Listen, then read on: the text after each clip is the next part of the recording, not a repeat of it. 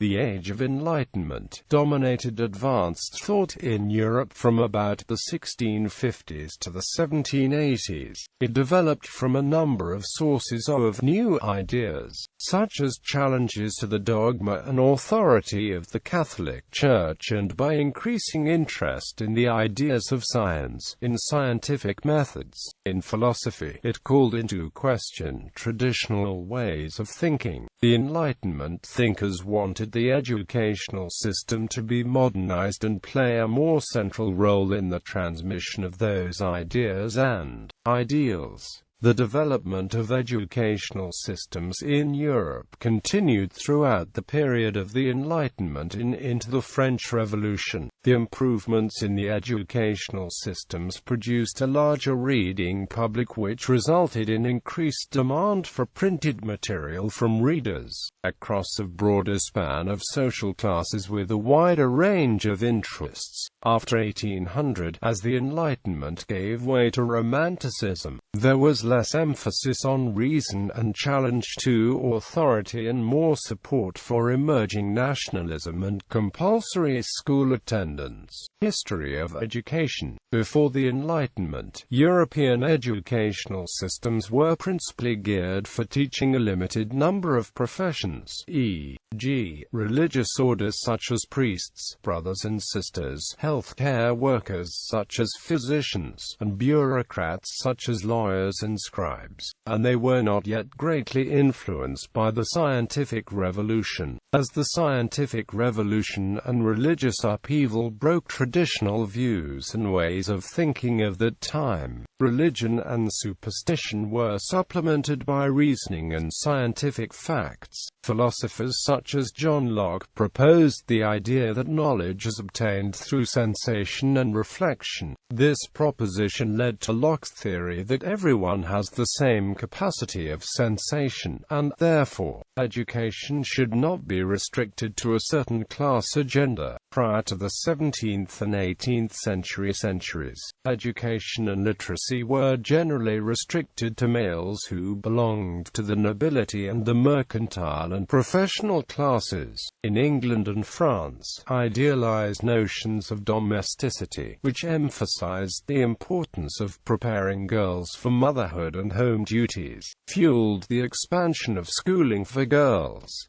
Educational ideas. John Locke in English and Jean-Jacques Rousseau in French authored influential works on education. Both emphasized the importance of shaping young minds early. By the late Enlightenment, there was a rising demand for a more universal approach to education, particularly after the American and French revolutions. Enlightenment children were taught to memorize facts through oral and graphic methods that originated during the Renaissance. The predominant educational psychology from the 1750s onward, especially in northern European countries, was associationism, the notion that the mind associates and dissociates ideas through repeated routines. It offered a practical theory of the mind that allowed teachers to transform long-standing forms of print and manuscript culture into effective, graphic tools of learning for the lower and middle orders of society. Many of the leading universities associated Enlightenment progressive principles were located in Northern Europe, with the most renowned being the universities of Leiden, Göttingen, Halle, Montpellier, Uppsala and Edinburgh. These universities, especially Edinburgh, produced professors whose ideas had a significant impact on Britain's North American colonies and, later, the American Republic. Within the natural sciences, Edinburgh's medical also led the way in chemistry, anatomy and pharmacology. However, in general, the universities and schools of France and most of Europe were bastions of traditionalism and were not hospitable to the Enlightenment. In France, the major exception was the medical university at Montpellier.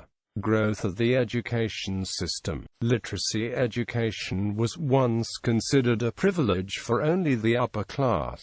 However, during the 17th and 18th centuries, education, literacy and learning were gradually provided to rich and poor alike. The literacy rate in Europe from the 17th century to the 18th century grew significantly. The definition of the term literacy in the 17th and 18th centuries is different from our current definition of literacy. Historians measured the literacy rate during the 17th and 18th centuries by people's ability to sign the names. However, this method of determining literacy did not reflect people's ability to read. This affected the women's apparent literacy rate prior to the Age of Enlightenment, mainly because while most women living between the Dark Ages and the Age of Enlightenment could not write or sign the names, many could read, at least to a certain extent. The rate of literacy increased more rapidly in more populated areas and areas where there was mixture of religious schools.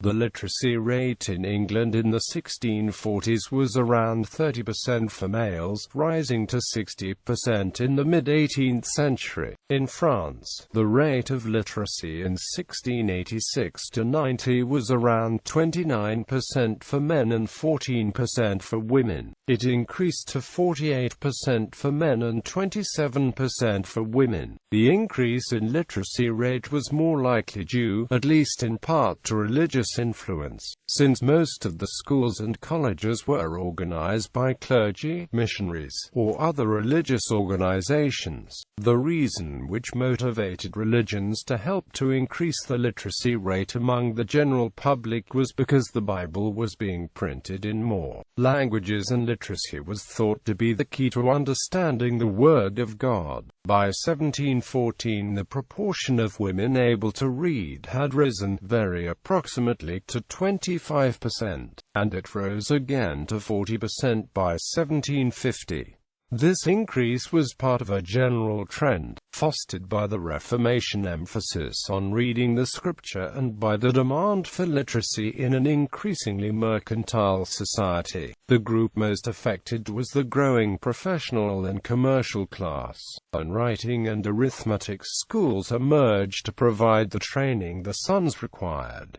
Prussian System. The Kingdom of Prussia introduced a modern public educational system designed to reach the entire population. It was widely copied across Europe and the United States in the 19th century. The basic foundations of the Prussian primary education system were laid out by Friedrich the Great with his Generalschulreglement, a decree of 1763, drafted by Johann Julius Hager.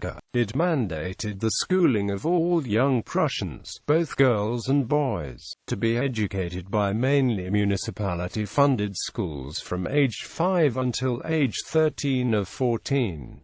Prussia was among the first countries in the world to introduce a tax-funded and generally compulsory primary education. In comparison, compulsory schooling in France or Great Britain was not successfully enacted until the 1880s. The Prussian system consisted of an 8-year course of primary education, called Volksschule. It provided not only basic technical skills needed in a modernizing world, but also music, religious education in close cooperation with the churches, and tried to impose a strict ethos of duty, soberness and discipline. Mathematics and calculus were not compulsory in the start, and taking such courses was requiring additional payment by parents. Friedrich the Great formalized as well further educational stages, so the Realschule, and as the highest stage the Gymnasium, which was used as university preparatory school. A final examination, Abitur, was introduced in 1788, implemented in all Prussian secondary schools by 1812, and extended to all of Germany in 1871 and is in place till the present. Passing the Abitur was a prerequisite to entering the learned professions and higher echelons of civil service. Generations of Prussian and as well German teachers, which in the 18th century often had no formal education and in the very beginning often were former petty officers without pedagogic training, tried to gain more academic recognition, training and better pay, and played an important role in various protests and reform movements. The Prussian system, after its modest beginnings, succeeded in reaching compulsory attendance, specific training for teachers, national testing for all students, national curriculum set for each grade, and mandatory kindergarten. In 1810, Prussia introduced state certification requirements for teachers,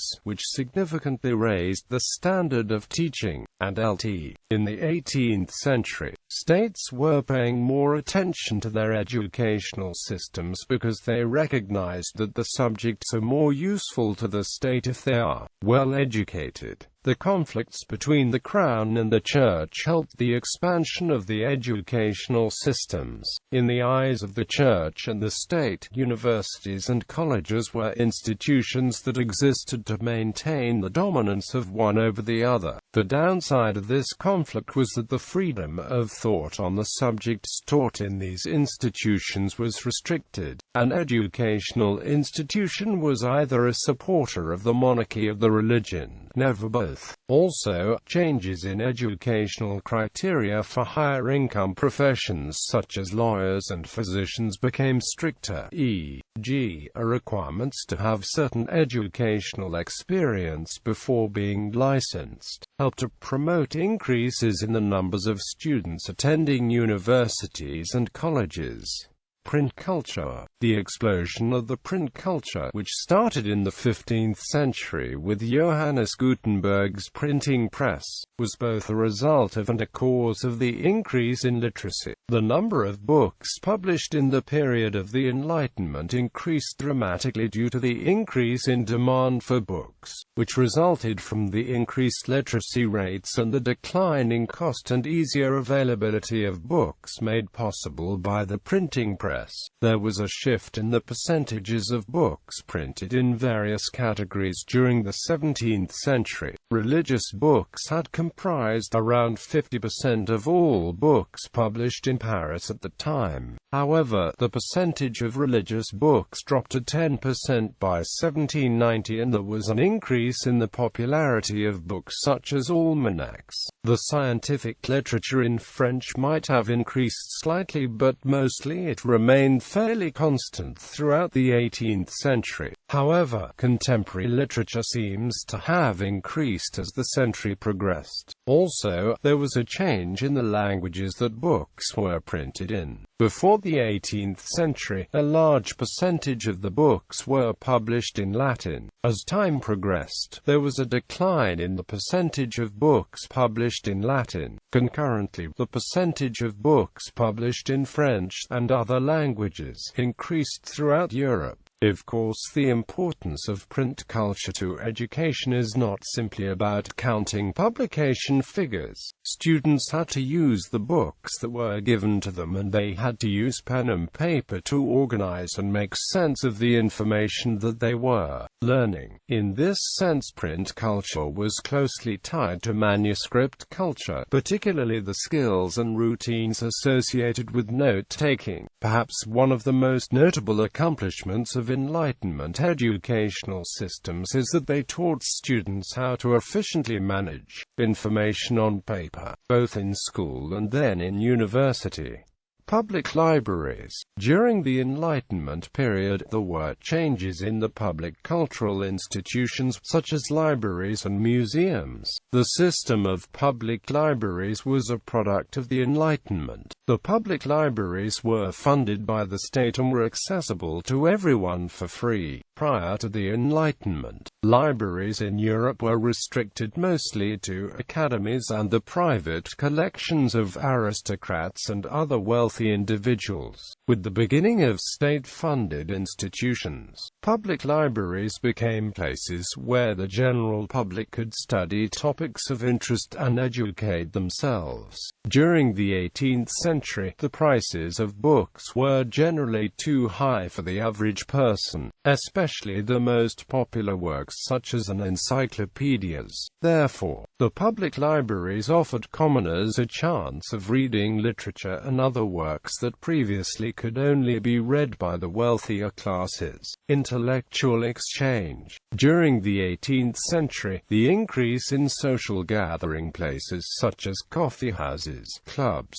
academies and Masonic lodges provided alternative places where people could read, learn and exchange ideas. In England, coffeehouses became public spaces where political, philosophical and scientific ideas were being discussed. The first coffee house in Britain was established in Oxford in 1650 and the number of coffee houses expanded around Oxford. The coffee house was a place for people to congregate, to read, to learn and to debate with each other. Another name for the coffee house is the penny university, because the coffee house had a reputation as a place of informal learning. The popularization of new ideas encouraged further changes in the habits and beliefs of many ordinary people. Reading clubs and coffee houses allowed many urban artisans and businessmen to discuss the latest reform ideas. Quote, even though the coffee houses were generally accessible to everyone, most of the coffee houses did not allow women to participate. Clubs, academies, and lodges, although not entirely open to the public, established venues of intellectual exchange that functioned as de facto institutions of education.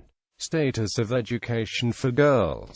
During the 17th century, there were a number of schools dedicated to girls, but the cultural norm was for girls to be informally educated at home. During the 18th century, there was an increase in the number of girls being educated in schools. This was especially true for middle-class families whose rising financial status and social aspirations made providing an aristocratic style of education for their daughters both desirable and possible. In France, one of the most famous schools for girls was the St-Cyr, which was founded by Madame de Maintenon. Although the school St-Cyr was meant to educate women, it did not dare to challenge the traditional views towards women. Therefore, the fact that there were schools for women did not bring about of social change because the schools themselves did not challenge the social status quo. Women were excluded from learning subjects such as science and politics.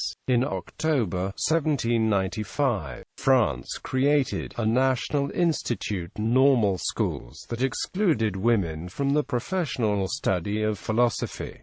In D'Epinay's recollection of her childhood education, she pointed out that girls were not taught much of anything and that a proper education was considered to be inappropriate for the female sex. The main issue about female education relates to the traditional view of women's weakness being due to nature. However, there were people, such as John Locke and D'Epinay, who argue that women's weakness was due to faulty education.